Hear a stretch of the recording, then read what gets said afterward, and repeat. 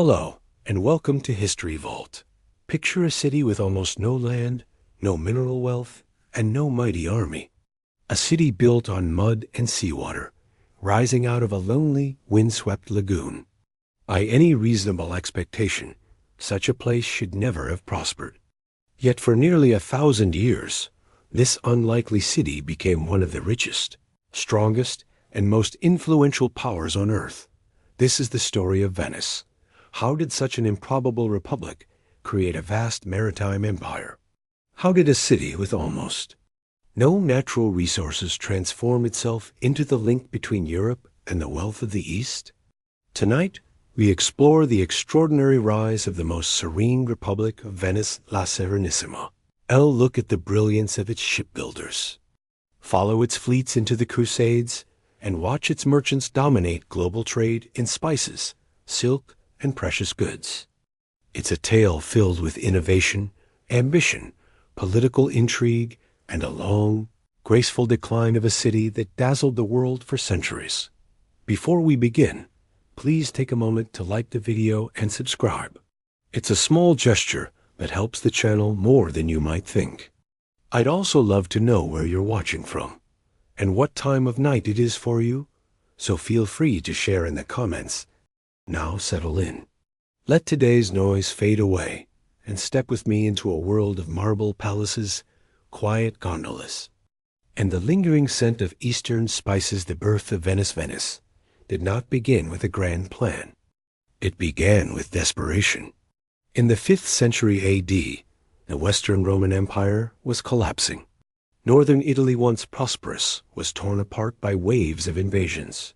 The most frightening of all were the Huns, led by Attila, who swept across the Rio region, leaving destruction behind. As their homes were destroyed, the local Roman population, the Veneti, fled. They searched for safety in the one place an army of horsemen could not reach, the vast, harsh lagoon along the Adriatic coast. This lagoon was no paradise. It was a chaotic world of mudflats, salt marshes, shifting sandbanks, and tiny unstable islands. But it had one priceless advantage: protection. The shallow, tangled waterways acted as a natural fortress. The first Venetians were refugees, fishermen, salt workers, and farmers who had lost everything. On these muddy islands, they began building a new kind of community. Their survival depended not on fertile land, but on the resources of the sea. But how do you build a stone city on soft mud? The Venetians developed a brilliant solution. They drove thousands upon thousands of long wooden stakes deep into the lagoon floor. These piles pierced the mud until they reached a layer of harder clay beneath. Together, the stakes formed a dense underwater forest strong enough to support heavy structures. On top of these piles, they built thick wooden platforms. Only then could they place the stone foundations for homes, churches, and eventually the grand palaces that Venice would become famous for. In a very real sense, Venice stood on a forest turned upside down. This unusual environment shaped a new kind of people. Their streets were canals, their carriages were boats, and the rhythm of their daily life was tied entirely to the water. Living here demanded practicality, creativity, and a close relationship with the sea. What began as a frightened refuge would soon grow into something much greater, a city uniquely positioned to become a force of immense wealth and influence. As the scattered communities in the lagoon gradually merged into a single growing city, the Venetians faced a new political problem. On paper, they still belonged to the distant Byzantine Empire, but in practice, they lived as an independent people. They needed a unifying leader, someone who could guide them, yet they were terrified of repeating the tyranny and warfare they had escaped on the mainland. So they created a political system unlike anything else in Europe, one that would give them stability for nearly a millennium. In the 8th century, they invented the position of the Doge. The name came from the Latin dux, meaning leader. This was intentional. The Doge was meant to guide the state, but not rule it as a king. He held great prestige, but he was never allowed to act like a monarch. Most importantly, he was elected for life by the city's most influential families, not born into power. From the very beginning, Venice made sure the Doge's authority was tightly controlled. Real power belonged to the wealthy merchant families whose fortunes came from overseas trade. Their greatest fear was that a Doge might try to turn Venice into a hereditary monarchy.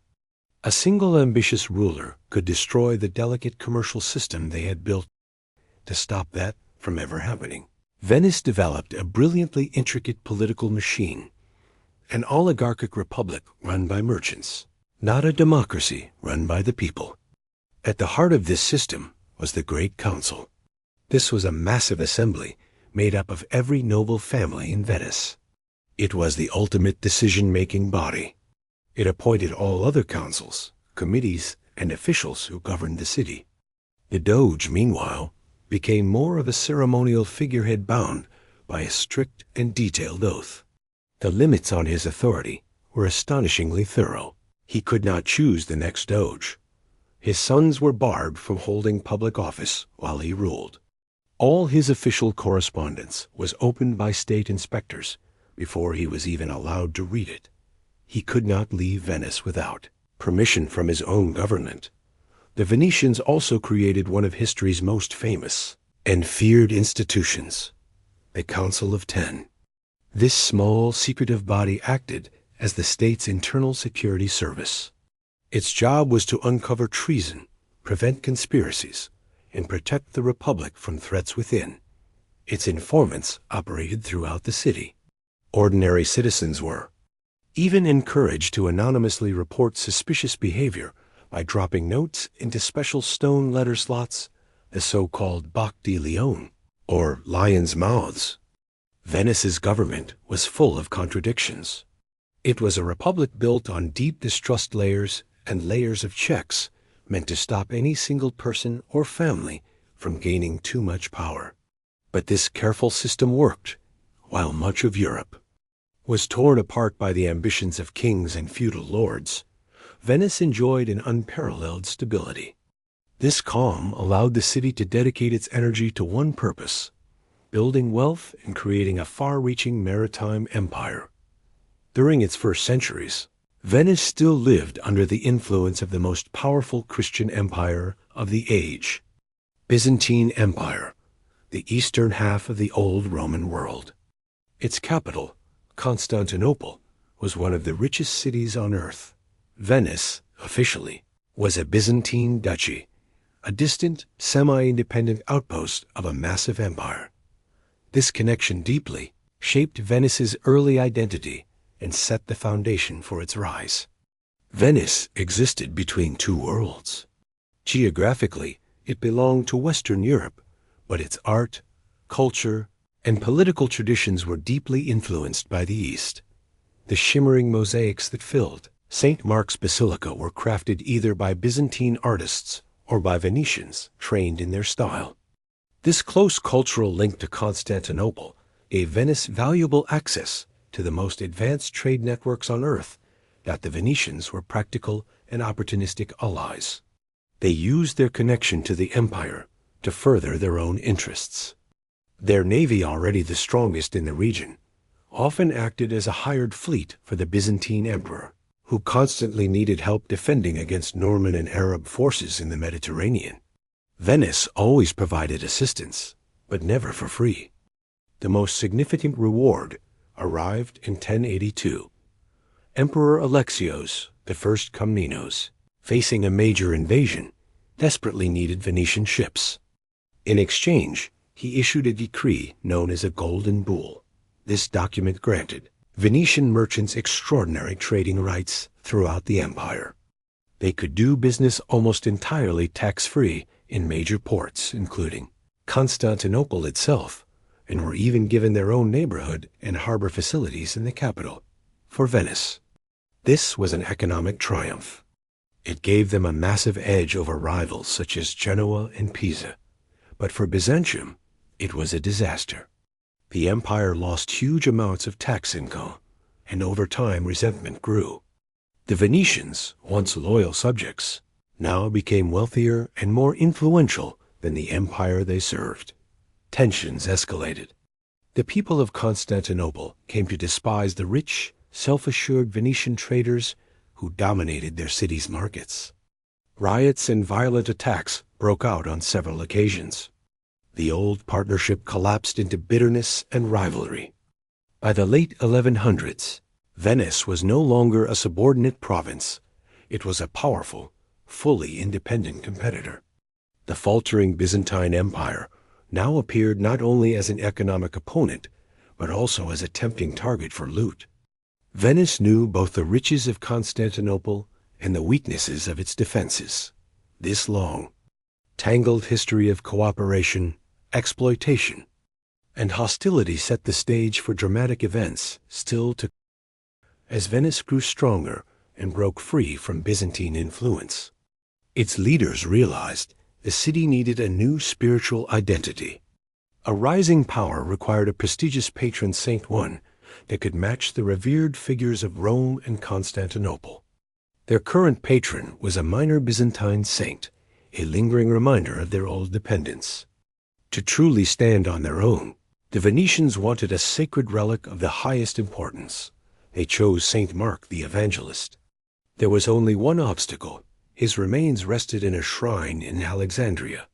Egypt, then ruled by the Muslim Caliphate, the 828th year after the traditionally calculated birth of Christ. Two Venetian merchants, Bono da Malanaco and Rustico da Torcello, set out on a daring and deeply irreverent mission to steal the body of Saint Mark and bring it to Venice. When they reached Alexandria, they used bribes and persuasion to convince the guardians of the shrine to hand over the relic. They justified their theft by claiming they were protecting the saint's remains from potential disrespect by local authorities. Their biggest challenge came at the port, where Muslim customs officials inspected outgoing goods. Here the merchants showed the kind of cleverness that would later define Venetian politics and trade. They hid Saint Mark's body inside a large basket, covering it with layers of pork and cabbage items forbidden in Islamic tradition. This ensured inspectors would avoid touching or searching the basket. According to the legend, when the Muslim inspectors who considered pork unclean opened the cargo, they recoiled immediately. Disgusted by the sight and smell, they refused to touch the basket and quickly allowed the ship to depart without checking it thoroughly. The Venetians' bold plan had succeeded perfectly. When St. Mark's body finally reached Venice, the city erupted in joy. This was far more than the arrival of a relic. It marked a turning point in Venetian identity. No longer simply a cultural outpost of the Byzantine Empire, Venice had now become an important pilgrimage center, a place whose religious prestige could rival Rome itself. The Grand St. Mark's Basilica was commissioned as the saint's new shrine, becoming both the spiritual core and the political symbol of the Venetian state. With their new patron saint came a powerful emblem. St. Mark's traditional symbol, a winged lion, was adopted as the official sign of the Republic. Shown holding a book, the Lion of St. Mark appeared everywhere, stamped on coins, flying on naval banners, and carved above the gates of conquered cities. Stealing the body of a saint was more than a daring act of piety. It was Venice's bold announcement to the world that it intended to rise as an independent power with a stable government, the protection of a major saint, and a strong navy admired even by the Byzantine emperor. Venice was ready to expand. But what allowed this small city to maintain such incredible naval strength? The answer lay hidden behind tall red brick walls in the far eastern corner of the city, the Venetian arsenal. This was far more than a shipyard. It was the largest, most advanced industrial center in Europe, centuries ahead of its time. The arsenal's brilliance came from its groundbreaking production methods. While most of the medieval world built ships slowly and individually, Venice developed an early form of assembly line manufacturing.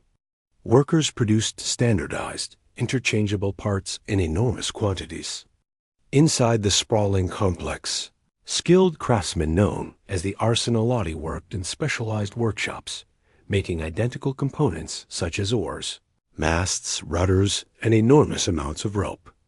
These parts were stored in huge warehouses, ready for immediate use. Ship construction took place along a long, straight canal that cut through the middle of the arsenal. A bare hull was floated in at one end. As it drifted down the canal, it stopped at different workstations. At each stop, teams of specialists swarmed aboard to install the parts they had mastered: benches for rowers, rigging for the sails, and eventually weapons. In later centuries, the arsenal even produced its own cannons, which were mounted onto the ships at the final stages.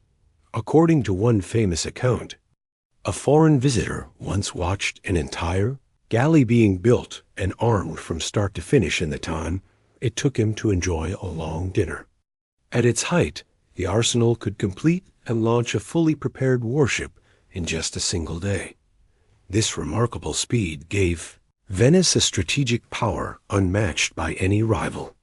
In times of conflict, the Republic could create enormous fleets almost instantly, overwhelming enemies with sheer numbers and rapid mobilization. The men who worked in the arsenalati, formed a respected and powerful class within Venice. Their skills essential to the city's survival and dominance. The arsenalati, the men who worked inside the arsenal, were not ordinary laborers. They were state employees with guaranteed lifetime positions. They received steady pay, pensions, and even housing for their families.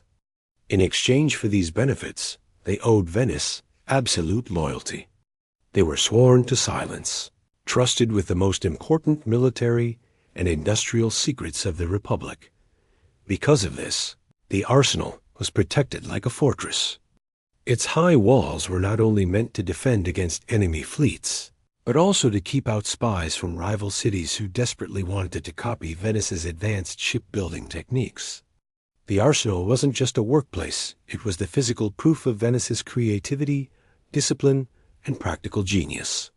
It was the engine that allowed a small city built on mud and shallow water to dominate the seas of the Mediterranean. The political stability provided by the Doge and the ruling councils gave Venice direction. But it was the industrial power generated inside the arsenal that gave Venice its strength. This power was displayed for all the world to admire once every year during one of Venice's most important ceremonies, the Feast of the Ascension. On this day, the city celebrated a ritual that perfectly expressed its identity. It was known as the marriage to the sea. At the center of this celebration was the Doge's ceremonial barge, the Bucentoro. This was no ordinary ship. It was a floating palace, a magnificent creation made by the city's finest craftsmen. Enormous in size, with 2 decks, it was rowed by the most skilled oarsmen of the arsenal. Every inch of it was decorated with detailed carvings and covered in real gold leaf. When moved from its private shelter, people said it shone like a golden mountain gliding across the lagoon. Early in the morning, the Doge boarded the Bucentoro, dressed in elaborate ceremonial robes. He was joined by high officials, dignitaries, and ambassadors from foreign nations. The barge then led a long parade of hundreds of boats out into the lagoon. The entire city gathered along the canals to watch the golden ship pass, followed by colorful gondolas and private vessels. Music filled the air, church bells rang, and crowds cheered. The grand procession moved toward the Lido Inlet, the narrow opening where the peaceful waters of the lagoon meet the wide Adriatic Sea. Here, the boats fell silent. The Doge then performed the ancient ritual. He lifted a blessed golden ring high above his head so everyone could see it. Then he spoke the traditional Latin phrase, Desponsumus te, more, insignum veri perpetuit domini. We marry you, O sea, as a sign of our true and everlasting rule. With those words, he dropped the ring into the water. This ceremony renewed the sacred bond between Venice and the sea. It was a prayer for safe voyages and continued wealth. But it was also a powerful political message. It declared that the Adriatic belonged to Venice, that it was their private trade route, and that they were its unquestioned rulers. For the Venetians, this was not just symbolism. Their entire world depended on the sea. Their city had risen from the water, been protected by it, and grown rich through it. The sea was their farmland, their defense system, and the foundation of their entire existence. The marriage to the sea was the ultimate expression of Venice's spirit, a glittering ceremony that celebrated the source of all the Republic's strength, pride, and prosperity.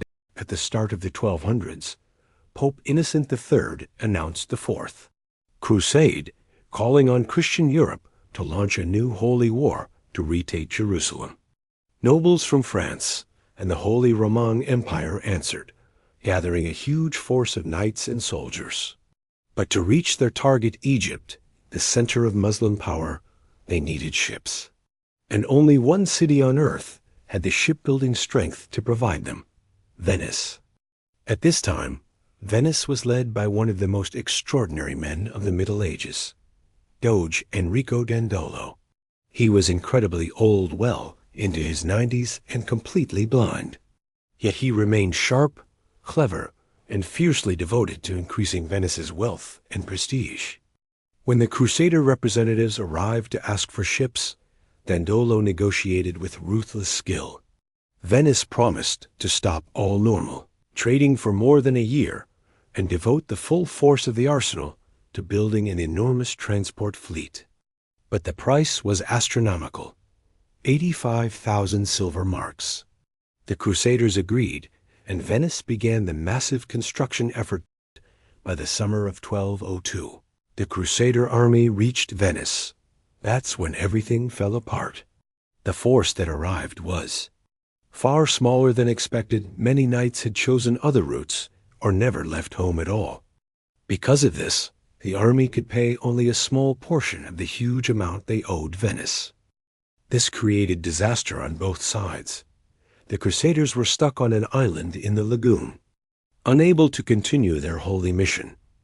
Venice, after building the enormous fleet, was now facing financial ruin. At this moment of crisis, the blind old Doge revealed his unmatched strategic brilliance. He offered the Crusaders a deal. If they couldn't pay in money, they could pay in military service. Their first target, he declared, would not be Egypt or Jerusalem, but the Christian city of Zara, a commercial enemy of Venice located on the Dalmatian coast. The Crusaders were horrified. They had sworn a holy oath to fight Islam, not their fellow Christians. Zara's people were Catholics, and Venice wanted to attack them purely for economic gain. Some Crusaders walked away in disgust, but most, trapped by debt and desperate to continue, reluctantly agreed. Dandolo then delivered a masterstroke of political theater. During a grand religious ceremony in St. Mark's Basilica, he announced that he, despite being blind and extremely old, would personally take the cross and join the crusade. It was a dramatic gesture that united the remaining Crusaders behind him. With that, the massive fleet built through Venetian labor and Crusader desperation set sail. Dandolo had succeeded in completely redirecting the Fourth Crusade away from its original goal and toward Venice's own ambitions. In the autumn of 1202, the combined Venetian and Crusader armada arrived at Zara. When the citizens saw the enormous fleet, they panicked. Being faithful Catholics, they covered their walls with crosses and banners of the Pope, begging the Crusaders not to attack Christians.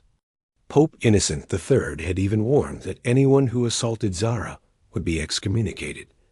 But the Crusaders were bound by debt, and Dandolo showed no mercy. To Venice, this was simply business. The siege began. After a short but violent attack, Zara fell. The Crusaders stormed the city and looted it, paying Venice with their swords instead of silver. The fall of Zara was only the beginning. As winter settled over the captured city, the Crusader army found itself stuck, cold, frustrated, and unsure of what to do next. It was during this uneasy season that everything changed. A new figure arrived, a young Byzantine prince named Alexios Angelos. living in exile after his family was overthrown. He came with an astonishing proposal. If the Crusaders would sail to Constantinople and help him reclaim his throne, he promised to repay every coin they owed Venice. Not only that, he would also fund their mission to Egypt and place the entire Orthodox Church under the authority of the Pope. For the French and German lords, this offer seemed like a chance to justify their already derailed crusade. They could restore a rightful emperor, heal the divide between the churches, and escape their financial crisis. For the Venetians, the offer was even sweeter. Constantinople was the richest city in the world, and Venice's fiercest commercial competitor. Installing a friendly ruler, there would be a victory beyond measure. Prize the blind Doge Dandolo was eager to seize. So in the summer of 1203, the great Crusader fleet appeared before the massive, legendary walls of Constantinople. The citizens of the greatest Christian capital were stunned. Another Christian army was attacking them.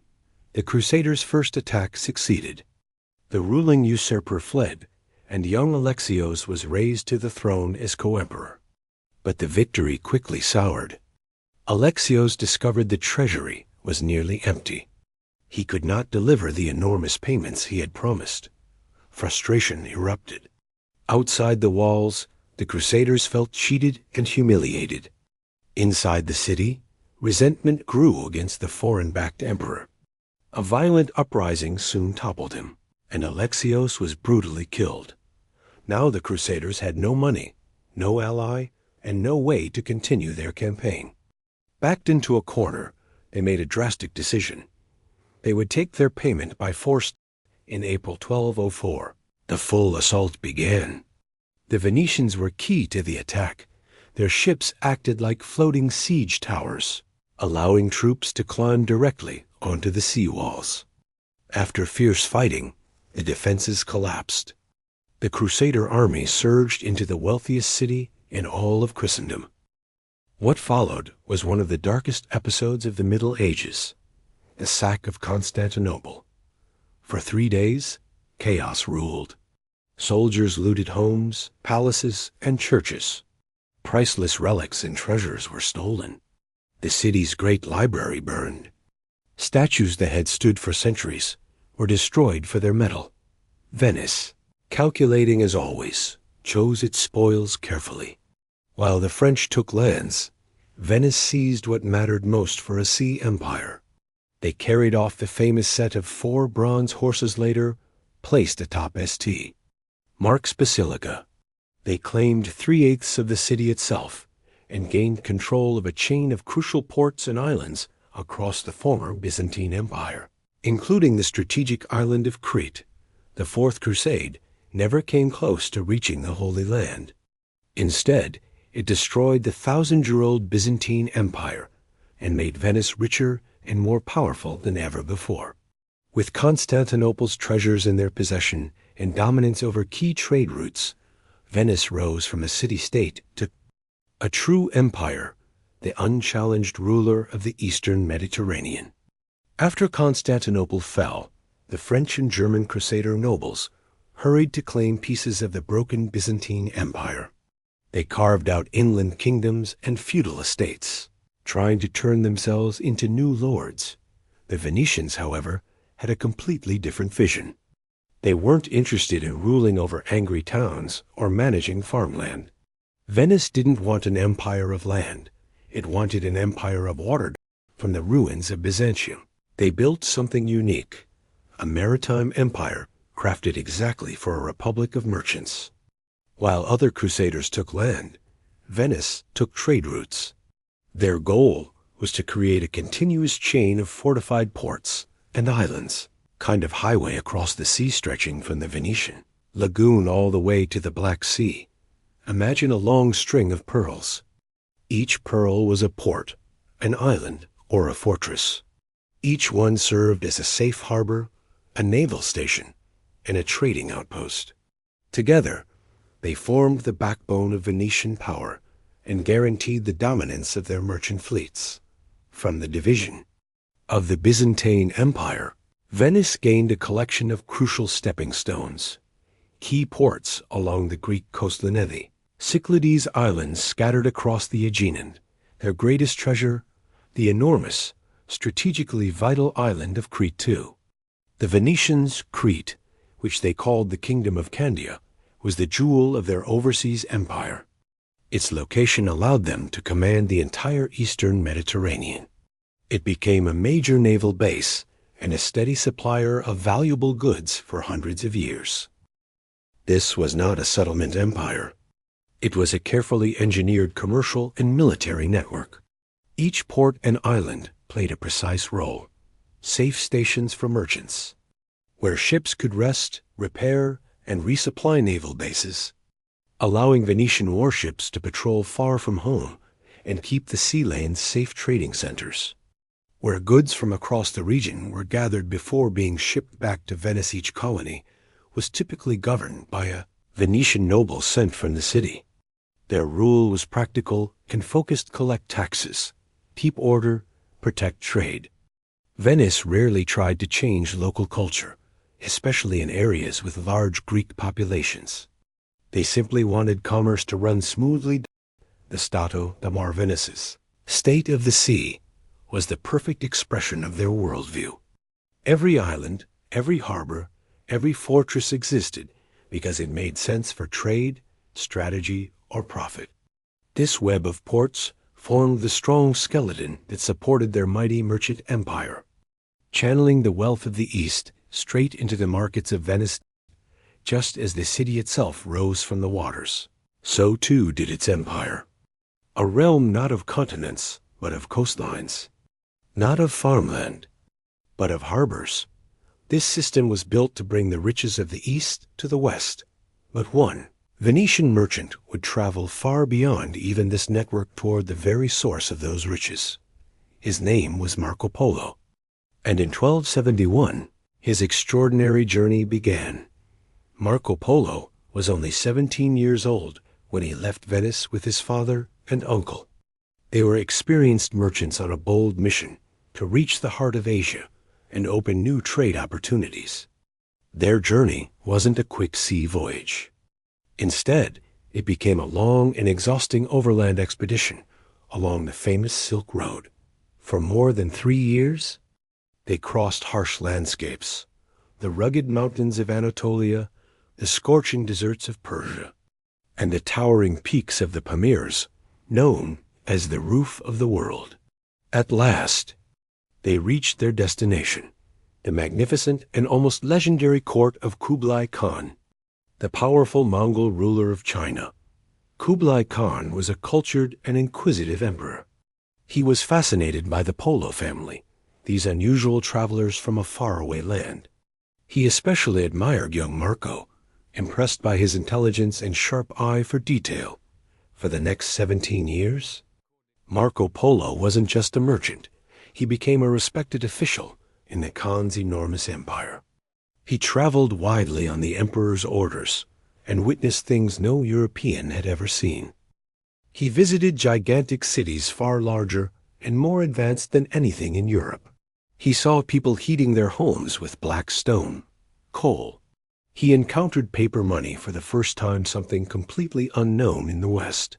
He observed the efficiency of the Mongol postal system and heard stories of mysterious islands called Japan.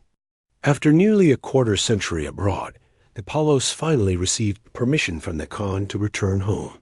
Their return journey was equally dangerous.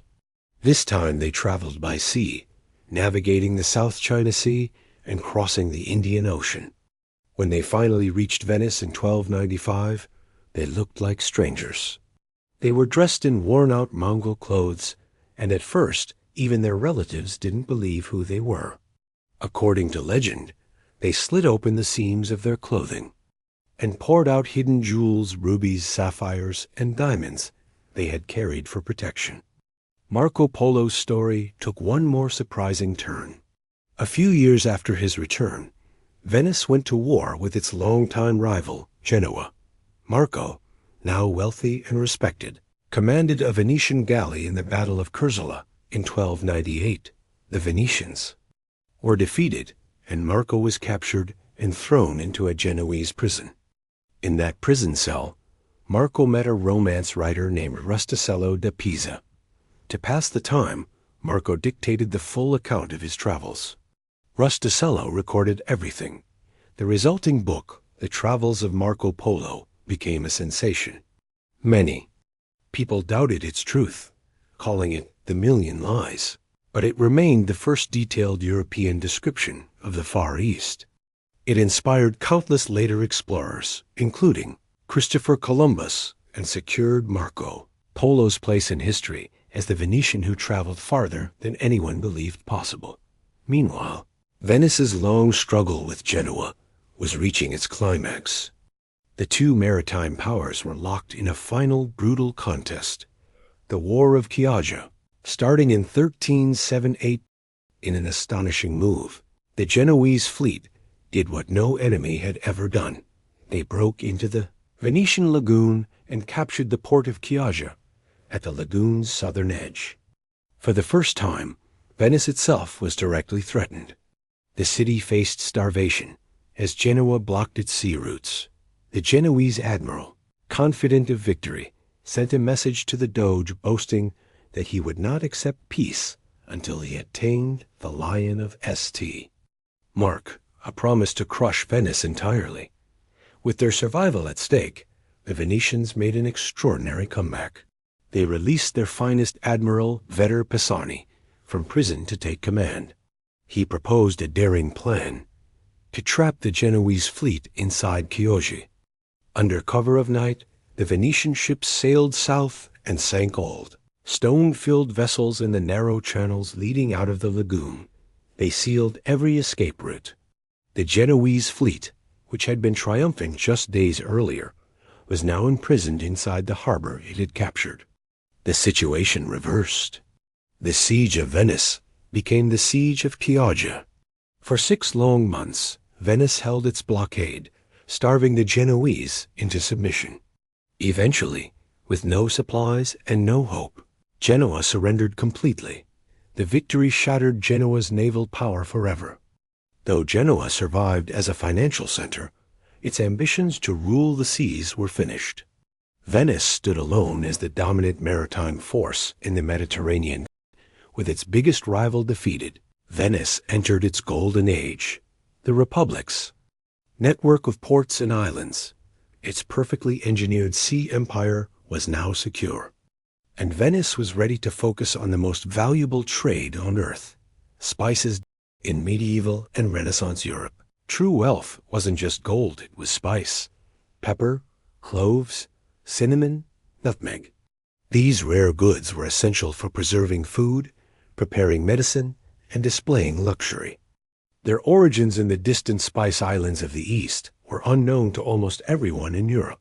Spices were so rare and mysterious in Europe that people treated them almost like magic. A small bag of peppercorns could be worth more than what an ordinary man earned in his entire life. A single pound of nutmeg could be more valuable than a pound of gold. For generations, Venice positioned itself as the gatekeeper of this priceless trade. The spices journey was long and dangerous. Arab and Indian sailors first carried them across the Indian Ocean. From there, long camel caravans hauled them over the deserts of Arabia. Eventually, they reached the major Mediterranean trading hubs, Alexandria in Egypt and Aleppo in Syria. And at those final crossroads before Europe, Venice was waiting. Through a mix of smart diplomacy with the Egyptian sultans, the strength of their navy, and their network of island bases, the Venetians created an almost total monopoly. No other European country could reliably buy spices directly from the source. At the heart of this entire system were the great Venetian merchant galleys. These huge ships, powered mainly by sails and often traveling in guarded fleets, sailed to Alexandria, loaded with goods from across Europe, Flemish wool, German metalwork, and more. They traded these items for the precious spices of the East. Then came the proud return voyage home, their hulls packed with the aromatic cargo that supported Venice's wealth and power. When a spice fleet arrived back in Venice, The whole city took notice. The ships unloaded at the busy Rialto markets, filling the air with rich, unfamiliar scents from distant lands. Under the supervision of government officials, every bag of pepper was carefully checked, taxed, and sold to the city's merchant families. From Venice's warehouses, the spices spread across all of Europe.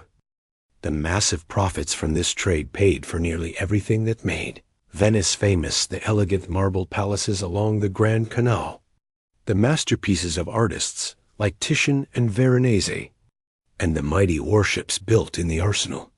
Venice, dazzling and prosperous, was a city built on spices. At this moment, Venice stood at the height of its power. Its maritime empire poured the wealth of the East straight into its treasury. But this incredible success brought with it a new problem. Venice had always defended itself from threats arriving by sea, a challenge it understood well. Now, however, danger was rising from the land. Strong, ambitious states were forming on the Italian mainland.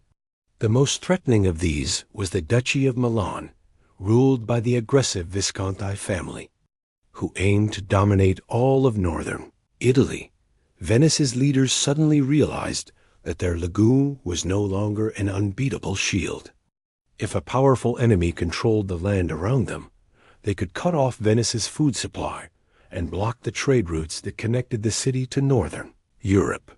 The sea had made Venice rich, but the land now held the power to destroy it. The threat from the mainland sparked intense debate inside the Doge's palace.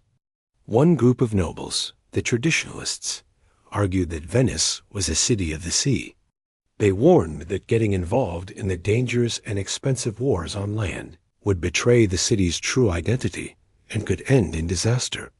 The other group, the expansionists, insisted there was no choice. To remain safe, Venice had to secure the land surrounding its lagoon and create a protective buffer zone on the mainland. After lengthy discussions, the expansionists won. In the early 15th century, under Doge Francesco Foscari, Venice dramatically changed its strategy.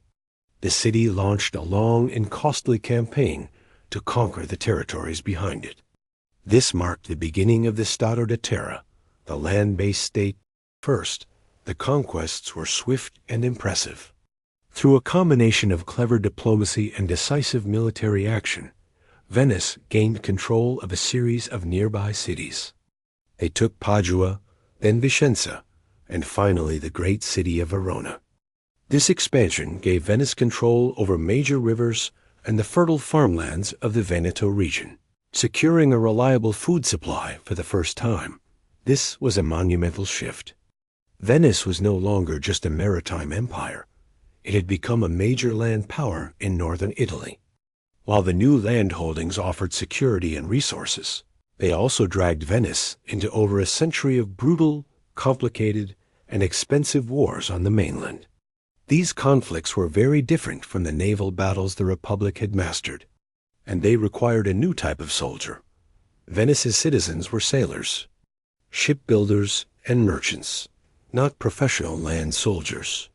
To fight effectively, the Republic, like other Italian states, turned to the condottieri, professional mercenary captains. Condottiro was not motivated by patriotism or loyalty to a king. He fought for a contract, called a condotta, which specified his pay, the number of soldiers he would provide, and how long he would serve. These captains were essentially entrepreneurs of war, running private armies of armored cavalry and infantry. Many were minor nobles who saw warfare as a path to wealth, influence, and fame. This created a unique style of warfare: pragmatic, calculated, and cautious. Battles were often slow and strategic, consisting of careful maneuvers, long sieges, and skirmishes designed to seize territory while minimizing losses. Betrayal was common. A captain might switch sides mid-conflict if offered a better contract by a rival state. Venice relied on these mercenaries out of necessity, but deeply mistrusted them. The greatest fear of the Republic was that a popular and successful general might use his army to seize power. as had happened in other Italian cities. To prevent this, Venice closely monitored its condottieri, sending political officials to supervise their movements and report directly to the feared Council of Ten. The most famous and tragic example of this distrust was the story of Francesco Busson, known as Carmagnola. Francesco Carmagnola was a brilliant condottiero, originally serving Venice's great rival, Milan. Venice enticed him away with a huge contract, and he quickly won several important victories for the Republic. He became a celebrated hero, admired by the city. But over time, suspicion grew. Venetian leaders began to doubt his loyalty, noticing his cautious approach in later campaigns and fearing he might still be secretly communicating with Milan. In 1432, Venice acted decisively. They invited Carmagnola back to the city under the pretense of discussing future military plans. He was welcomed with honor at the Doge's palace, but as he entered a side room, the doors were locked behind him. By order of the Council of Ten, he was arrested. After a secret trial for treason, Carmagnola was found guilty. He was led out into the Piazza San Marco, between the two great columns, and publicly executed. The story of Carmagnola sent a clear, brutal message to all who served Venice. The Republic would use condottieri to expand its land empire, but it would never fully trust them. This was the harsh, paranoid reality of Renaissance land warfare, the price Venice paid to secure and maintain the Stato da Terra, its empire on land. Yet Venice was a city of contrasts. While its mercenary armies fought grim battles on the dusty Italian plains, the city itself was flourishing, enriched by a constant flow of gold from the east. This incredible wealth funded not only wars, but also a uniquely luxurious and vibrant way of life. The great spice convoys brought unimaginable riches to Venice, transforming the city. They paid for magnificent art, architecture, and the daily life that revolved around the city's waterways. At the heart of this life was the gondola, Venice's most famous vessel. For centuries, the canals were the city's streets, and the gondola became the perfect vehicle for navigating them. Its long, narrow shape allowed it to slip through the tightest canals. Its flat bottom enabled it to float in shallow water. And most ingeniously, its hull was slightly asymmetrical, allowing a single gondolier at the stern, using only one oar, to propel it in a straight line. Gondoliers were a respected and powerful part of Venetian society.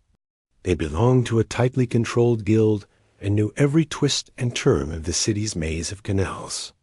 They acted as the city's taxi drivers, confidants, and silent witnesses to countless secrets. During the Renaissance, owning a gondola became a symbol of status.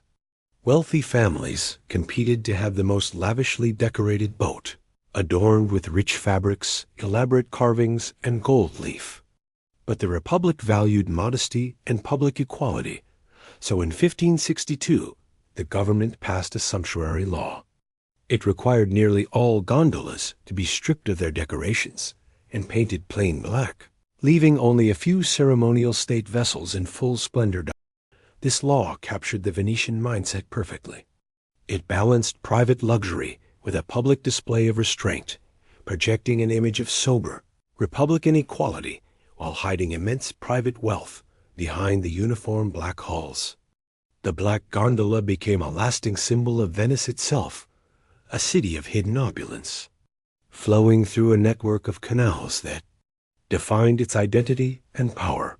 The Venetian law that even dictated the color of a gondola was a striking example of how deeply the state controlled both public and private life. This obsession with oversight extended beyond the canals and palaces into the most sensitive and dangerous realm of all, religion. Across Renaissance Europe, the Catholic Church wielded enormous power through the Inquisition, a special court tasked with identifying and punishing heresy beliefs that opposed official church teachings. But Venice did things differently.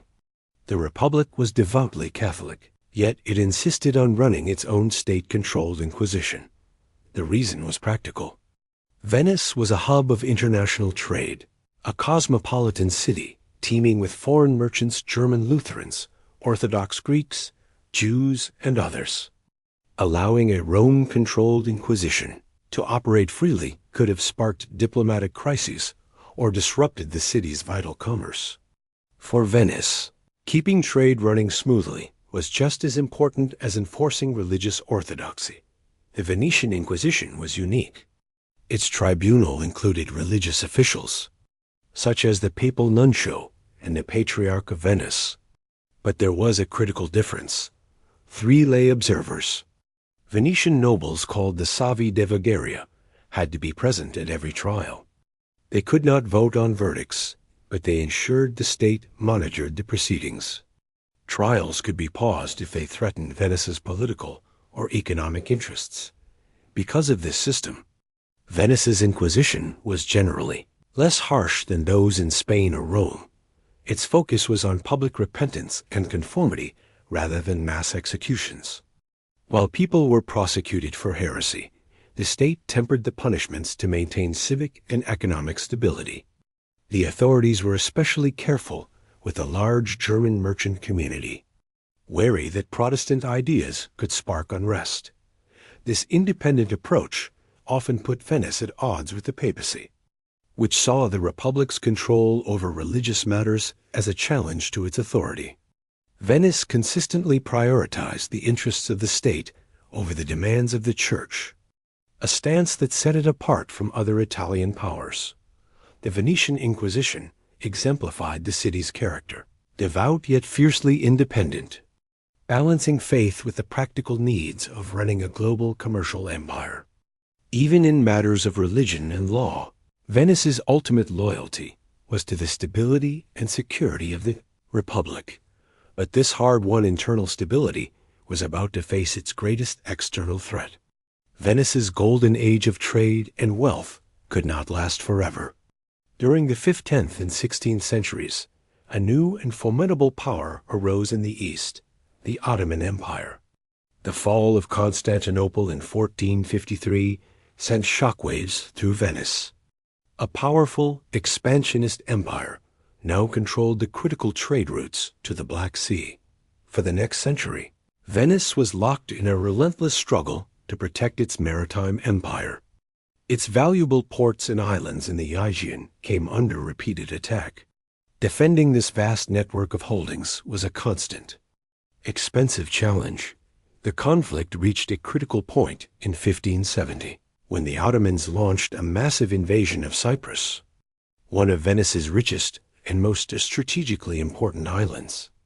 Venice could not face the full Ottoman navy alone and sent urgent pleas across Europe, hoping to spark a new crusade against the rising Eastern power. In response to the Ottoman threat, a Holy League was formed, uniting Christian powers from Spain, the Papal States, and several Italian states alongside Venice. Their goal was to confront the growing Turkish naval power. This alliance led to one of the largest naval battles in Western history since ancient times, the Battle of Lepanto Doge in the autumn of 1571. The two massive fleets met in the Gulf of Patras, off the coast of Greece. The scene must have been awe-inspiring. On one side, over 200 Ottoman galleys rowed furiously through the sea, while on the other, a similarly sized Christian fleet bristled with masts, banners, and cannons. This battle would be the last major engagement fought, mainly with oar-powered galleys. At the center of the Venetian line were 6 innovative warships called galleasses. Taller and more heavily armed than standard galleys, these floating fortresses carried a huge number of cannons. As the battle began, the galleasses were towed to the front of the Christian formation, where they unleashed a crushing bombardment that tore through the Ottoman ranks before the fleets even collided. What followed was a chaotic, bloody struggle. Ships rammed and locked together, while sailors and soldiers fought hand-to-hand on slippery, blood-soaked decks. For hours, the battle raged. Slowly, the Christian forces gained the advantage. Superior firepower made the difference. Venetian and Spanish soldiers boarded the Ottoman flagship, killing the admiral and raising the Christian banner. The sight of their leader defeated caused panic to sweep through the Ottoman fleet. The battle turned into a rout, leaving the Ottoman navy utterly destroyed. Thousands of galley slaves were freed, and news of the victory sparked celebrations across Europe. For Venice, Lepanto was a moment of unparalleled pride, their last major heroic triumph on the global stage. But the victory's impact was limited. The Holy League soon fractured due to political quarrels, and Venice, left to face the Ottomans alone, was eventually forced to cede Cyprus in a peace treaty. Lepanto was a brilliant military feat, but it could not stop the shifting tide of history. The real challenge to Venice's future was not the Ottoman fleet, but the new global trade routes being opened by daring explorers. By the late 15th century, Venice's wealth depended on a tight grip over the spice trade. All of Europe relied on Venetian merchants for pepper, cinnamon, and other precious spices, paying high prices for them. Meanwhile, Portugal, guided by visionaries like Prince Henry the Navigator, was systematically pursuing a new route. Portuguese explorers sailed further down Africa's coast, using advanced ships like the caravel that could endure the rough Atlantic. Their mission was clear: to reach the Indies directly and break Venice's monopoly. In 1488, Bartholomew Dias successfully rounded the Cape of Good Hope, proving that the Indian Ocean could be reached by sea. A decade later, in 1497, Vasco da Gama set sail from Lisbon with 4 small ships on a daring mission. His voyage was perilous. Violent storms battered the fleet, disease claimed many sailors, and hostile traders along the African coast tried to stop him. After 10 grueling months, Da Gama finally anchored in Calicut, India. In May 1498, he had achieved what Venice had long controlled from afar: a direct maritime route to the spice-rich Indies. For the first time, a European sailor had successfully traveled from Europe to India. The news of Vasco da Gama's return spread slowly, at first whispered rumors in marketplaces, then confirmed reports in official diplomatic letters. When Venice finally learned of it, the reaction was one of shock and dread. The Venetian diarist Girolamo Priuli described it as the worst news the Republic could have received. The city's forward-thinking merchants immediately understood the consequences. Their entire economic system was in danger. Portuguese ships could now bring spices directly to Lisbon at a fraction of the cost, destroying the foundation of Venice's wealth. Venice did not give up without a fight. The Republic tried diplomacy, seeking an alliance with the Sultan of Egypt to counter Portuguese trade in the Indian Ocean. They even considered one of the boldest engineering projects of the era, digging a canal at Suez to bring Venetian ships into the Red Sea. But the world had already changed. Venice had not lost in battle. It had simply been bypassed. The center of global commerce was shifting from the Mediterranean to the Atlantic. The age of discovery, which had opened new horizons for Europe, had also begun the slow and irreversible decline of Venice's commercial empire. Yet the city would not collapse. Instead, it began a remarkable transformation. If it could no longer dominate through trade, Venice would become the most beautiful, enchanting, and entertaining city in the world during the 17th and 18th centuries. As its political influence waned, Venice's cultural power soared. It became a must-see destination on the grand tour a journey wealthy young Europeans, especially the British, undertook to complete their education. Visitors came not for commerce, but for Venice's art, music, and reputation for elegance and indulgence. The centerpiece of this new identity was the Carnival of Venice, a months-long season of festivities and masquerade balls. Masks allowed nobles and commoners to mingle freely, breaking down rigid social barriers.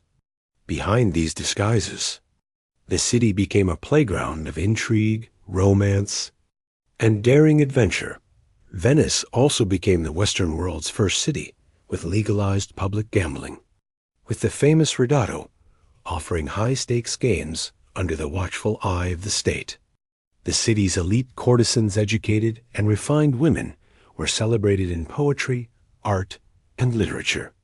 Opera flourished in magnificent theaters, attracting the best singers and composers from across Europe. This final golden age was also a triumph for Venetian art and music. It was the era of Antonio Vivaldi, whose lively concertos, often written for the all-female orchestra at the city's orphanage, provided the soundtrack to Venice's gilded life. It was the age of the painter Canaletto, whose breathtaking cityscapes captured Venice's beauty and grandeur for generations to come. Canaletto's stunningly detailed, sunlit paintings of the Grand Canal and St. Mark's Square became the ultimate souvenirs for travelers on the Grand Tour.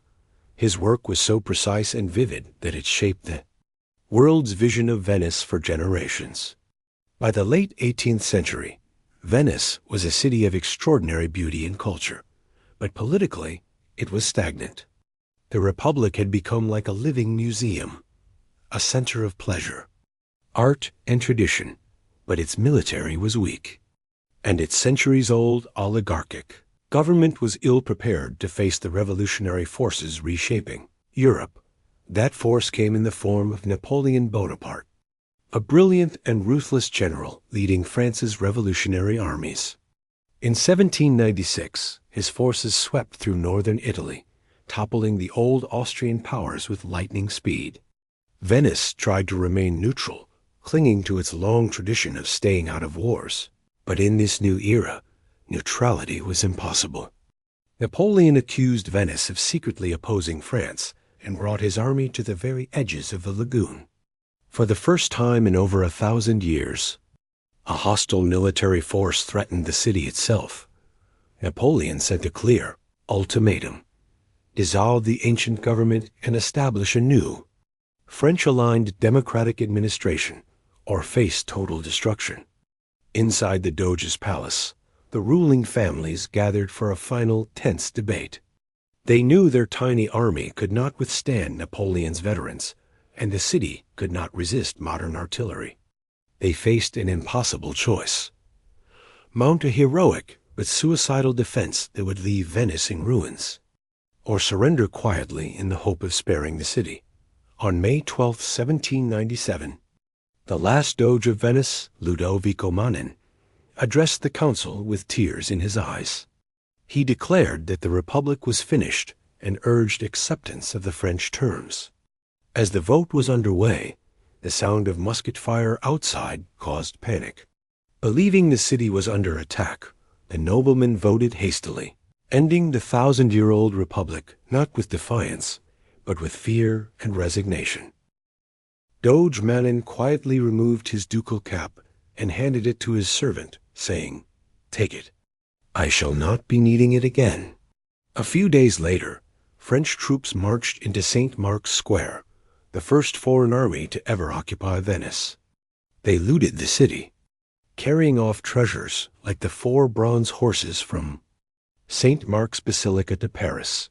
The golden busts and ornaments were melted down or destroyed. The surrender to Napoleon in 1797 marked the end of the Republic of Venice, a city that had stood for over a millennium as a political and military power. In the decades that followed, Venice became a prize to be passed between France and Austria before finally joining the newly unified Kingdom of Italy in 1866. Its political power was gone, but its beauty, culture, and legend endured, securing its place as one of the world's most celebrated cities. Even though the Venetian state no longer exists, the city and the idea of Venice live on. Its true legacy is no longer measured in ships or colonies, but in the lasting influence it left on the world. Venice's impact can still be seen in the very language of commerce and finance. As pioneers of international trade and early capitalism, Venetians gave us words we use today. The word bank comes from banco, the bench where merchants conducted business in the squares. Accounting terms like debit and credit were refined in the careful ledgers of Venetian traders. And quarantine comes from their practice of isolating ships for 40 giorni 40 days to prevent the spread of plague. The most obvious legacy, of course, is the city itself. Walking through Venice today is like stepping into a living museum. In St. Mark's Square, you can feel the grandeur of the Republic, surrounded by the sparkling Byzantine-style mosaics of St. Mark's Basilica and the historic halls of the Doge's palace. From there, you can cross the Bridge of Sighs into the old state prisons. The massive red brick walls of the arsenal still hint at the thousands of workers who once built ships in a single day. On the Rialto Bridge, you stand at the commercial heart of an empire. Every corner of the city tells a story, but to truly understand the scale of Venetian power, you need to follow its former colonies. The line of St. Mark left its mark across the Mediterranean. At the far eastern edge, the imposing walls of Nicosia and Cyprus once guarded the last Venetian outpost. The jewel of their overseas empire was the island of Crete, where the port city of Chania and the capital Heraklion still show the incredible walls and fortresses Venice built to protect its treasures.